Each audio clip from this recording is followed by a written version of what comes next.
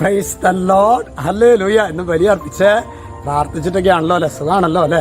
പ്രിയ സഹോദരങ്ങളെ, പ്രത്യേകിച്ച് ചിലപ്പോൾ പ്രാർത്ഥിക്കുന്നത് നിങ്ങൾ രോഗികളായിട്ടൊക്കെ ആശുപത്രിയിൽ കിടക്കുന്നു, ആശുപത്രിയിൽ നിൽക്കാൻ ആരുമില്ല, ഭയങ്കരമായ സങ്കടകരമായ അവസ്ഥകൾ, നമ്മുടെ ശാരീരിക രോഗങ്ങളുമായിട്ട് ബന്ധപ്പെട്ട് മാനസിക രോഗങ്ങളുമായിട്ടൊക്കെ ബന്ധപ്പെട്ട് ശരിക്കും വലിയ ദുരിതത്തിലും ദുരന്തത്തിലൊക്കെ കടന്നു പോകുന്ന മക്കൾ ഇന്നേ ദിനത്തിൽ പ്രത്യേകമായിട്ട് ഓർത്ത് പ്രാർത്ഥിക്കുകയാണ് കേട്ടോ. ഒപ്പം തന്നെ ആത്മീയ രോഗാവസ്ഥയിൽ ഏറ്റവും ഡേഞ്ചറാണ് ആത്മാവിൻ്റെ രോഗാവസ്ഥ.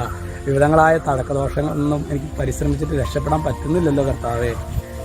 എനിക്ക് എല്ലാ ദിവസവും കുർബാനയ്ക്ക് പോകാൻ ആഗ്രഹമുണ്ടെങ്കിലും എനിക്ക് പറ്റാത്ത രീതിയിൽ മടി, അലസത എന്നെ ഭാരപ്പെടുത്തുകയാണല്ലോ.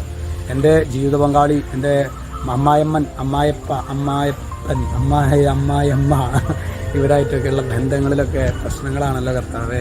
ഞാനിങ്ങനെയുള്ളൊരു ജീവിതമൊന്നുമല്ല ആഗ്രഹിച്ചത് കർത്താവേ. എല്ലാവരായിട്ട് സ്നേഹത്തിലൊക്കെ പോകാനായിട്ടാണ്. ഒന്നും നടക്കുന്നില്ലല്ലോ കർത്താവേ. ഇതൊക്കെ നമ്മുടെ അവസ്ഥകളാണ് സഹോദരങ്ങളെ.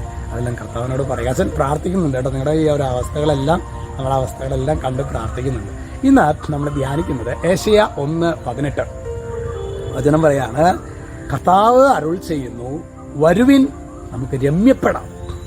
നിങ്ങളുടെ പാപങ്ങൾ കടും ചുമപ്പാണെങ്കിലും അവ മഞ്ഞുപോലെ വെണ്മയുള്ളതായി തീരും.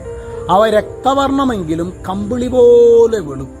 അതായത് കടും ചുമപ്പാണെങ്കിലും മഞ്ഞുപോലെ വെണ്മയുള്ളതായി തീരും, അവ രക്തവർണ്ണമെങ്കിലും കമ്പിളി പോലെ വെളുക്കും. ഇത് എപ്പോഴും നടക്കുന്നത് ഒരു വ്യക്തി രമ്യതപ്പെടും. അതല്ലേ കുമ്പസാരത്തിൻ്റെ പ്രത്യേകത തന്നെ സഹോദരങ്ങൾ.